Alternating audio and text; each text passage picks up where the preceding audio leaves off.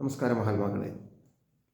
ഇന്ന് നമ്മൾ ആത്മീയത തേടുന്നത് പണ്ടത്തെ പോലെ ഗ്രന്ഥങ്ങൾ വായിച്ചോ ഗുരുക്കന്മാരിലേക്ക് നേരിട്ട് ഇറങ്ങി ചെന്നൊന്നുമല്ല. പൂർണ്ണമായും സോഷ്യൽ മീഡിയയെ ബേസ് ചെയ്തിട്ടാണ് എന്ന് പറയേണ്ടിയിരിക്കുന്നു. സോഷ്യൽ മീഡിയയിൽ വരുന്ന പോസ്റ്ററുകളും ഇൻ്റർവ്യൂകളും ഇതൊക്കെയാണ് നമ്മുടെ ആത്മീയതയായിട്ട്. അപ്പോൾ അതിൽ വായിക്കുന്ന കോഴ്സുകൾ, അതിലൂടെ കാണുന്ന ഇൻ്റർവ്യൂവിൽ നിന്ന് കിട്ടുന്ന അറിവുകൾ, മറ്റുള്ളവർ പറയുന്ന അറിവുകൾ, ഇതൊക്കെ നമ്മൾ വായിക്കുകയും പറയുകയും ചെയ്തു കഴിയുമ്പോൾ നമ്മൾ സ്വയം ആശ്വസിക്കുകയാണ്. ഓക്കെ, ഞാനും ആത്മീയതയിൽ ഒന്നാമനായി നിൽക്കുകയാണ്, ഇതിലപ്പുറമൊന്നുമില്ല.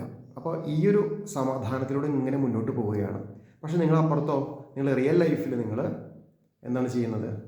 നിങ്ങൾ നിങ്ങളുടേതായ എല്ലാ വിധത്തിലുള്ള നോർമൽ ലൈഫിൻ്റെ മായയുടേതായ എല്ലാ കാര്യത്തിലൂടെയും മുന്നോട്ട് പോകുമ്പോൾ നിങ്ങൾക്ക് തെറ്റുകളെ പറ്റിക്കൊണ്ടേയിരിക്കുന്നു. നിങ്ങളുടെ സൂക്ഷ്മബോധത്തിൽ നിന്നും നിങ്ങൾക്കൊന്നും ലഭിക്കുന്നില്ല. അപ്പോൾ അത് എന്തുകൊണ്ടാണ് ലഭിക്കാത്തത്? നിങ്ങളെ അറിയാൻ ശ്രമിക്കാതെ നിങ്ങളുടെ മുന്നിൽ പ്രത്യക്ഷത്തിൽ കാണുന്ന ആത്മീയതയിൽ വിശ്വസിക്കുകയാണ് ചെയ്യുന്നത്. ശരിക്കും നമ്മളുടെ ഉള്ളിൽ ഇറങ്ങിച്ചെന്ന് ചിന്തിച്ചെങ്കിൽ മാത്രമേ നമുക്ക് യഥാർത്ഥ ആത്മീയത അനുഭവിക്കാൻ സാധിക്കുകയുള്ളൂ എന്ന സത്യം ഞാൻ പറയുകയാണ്.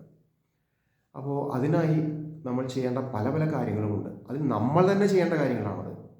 അല്ലാതെ ഒരു സോഷ്യൽ മീഡിയയ്ക്കും ഇതിൽ ഒന്നും ചെയ്യാൻ സാധിക്കുകയില്ല എന്ന് മനസ്സിലാക്കുക.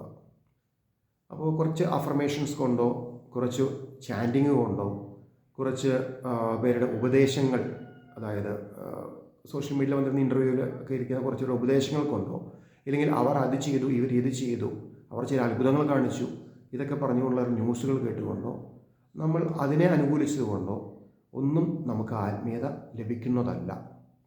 നമ്മൾക്ക് ആത്മീയത ലഭിക്കാൻ നമ്മൾ തന്നെ വിചാരിക്കണം, നമ്മുടെ ഉള്ളിലേക്ക് ഇറങ്ങിച്ചെല്ലണം. അതിനായി വേണ്ടത് ധ്യാനമാണ്. ഈ ധ്യാനം ചുമ്മാ ധ്യാനിച്ചിട്ടും കാര്യമില്ല.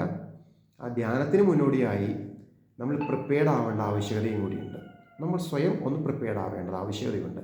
അങ്ങനെ നമ്മൾ പ്രിപ്പയർഡ് ആവണമെങ്കിൽ ശാരീരികമായും മാനസികമായും ആത്മാവിൻ്റെ തലത്തിലും നമ്മളെ ശുദ്ധീകരിക്കാൻ നമുക്ക് സാധിക്കണം.